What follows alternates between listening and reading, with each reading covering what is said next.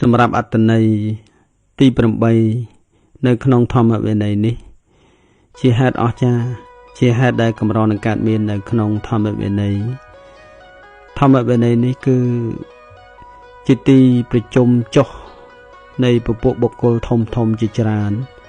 ដូចជាសោតាបណ្ណបុគ្គលនិងបុគ្គលដែលកំពុងប្រតិបត្តិធ្វើឲ្យជាក់ច្បាស់នៅសោតាបត្តិផលសកតាគាមិបុគ្គលនិងបុគ្គលដែលកំពុងប្រតិបត្តិធ្វើឲ្យជាក់ច្បាស់នៅសកតាគាមិផលអនាគាមិបុគ្គលនិងបុគ្គលដែលកំពុងប្រតិបត្តិធ្វើឲ្យជាក់ច្បាស់នៅអនាគាមិផលអរហន្តនិងបុគ្គលដែលកំពុងប្រតិបត្តិធ្វើឲ្យជាក់ច្បាស់នៅអរហត្តផលនិងមានពួកបុគ្គលដែលសម្រេចនៅគុណធម៌ធំជាច្រើនទៀតនៅក្នុងធម្មវិន័យនេះប្រៀបដូចជាមហាសមុទ្រដែលប្រជុំចុះទៅដោយពួកសត្វផ្សេងធំទាំងឡាយច្រើនមានត្រីតិមង្គលៈ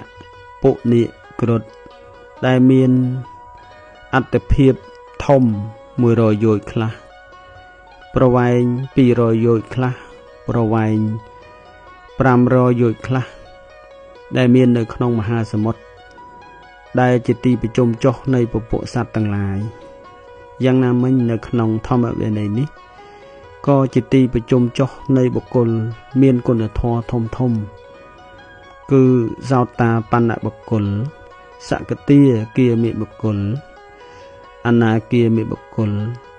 អរហត្តដែលជាព្រះអរហន្តទាំងឡាយបានសម្រេចគុណធម៌ផ្សេងដែលប្រតិបត្តិនៅធម៌វិន័យនៅក្នុងសាសនានៃព្រះសម្មាសម្ពុទ្ធនេះគឺជាហេតុអស្ចារ្យជាហេតុដែលកម្រកើតមាននៅក្នុងធម្មវិន័យទី8ដែលពួកភិក្ខុទាំងឡាយបានឃើញហើយមានសេចក្តីត្រេកអររីករាយ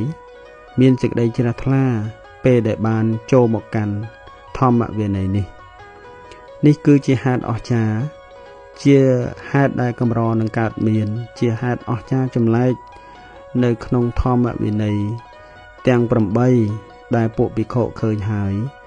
បានចូលមកប្រតិបត្តិរមែងមានសេចក្តីត្រេកអររីករាយជ្រះថ្លា